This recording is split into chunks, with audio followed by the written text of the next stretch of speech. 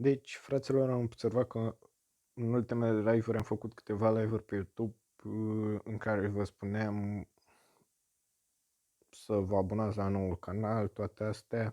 Deci, dacă n-ați făcut-o până acum, puteți face și am zis să vă fac promovări, că mi-a spus mulți dacă îmi faceți și mie o promovare ceva. Fiți atenți cum puteți primi promovare.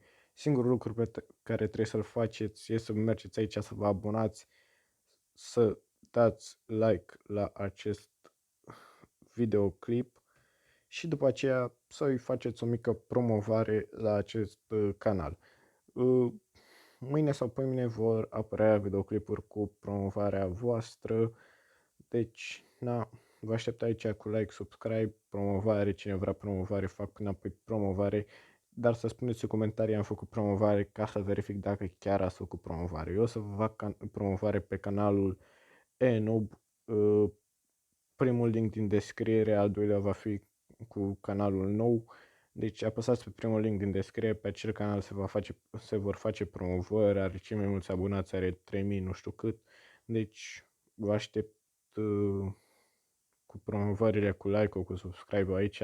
Vă pup, vă iubesc, baftă!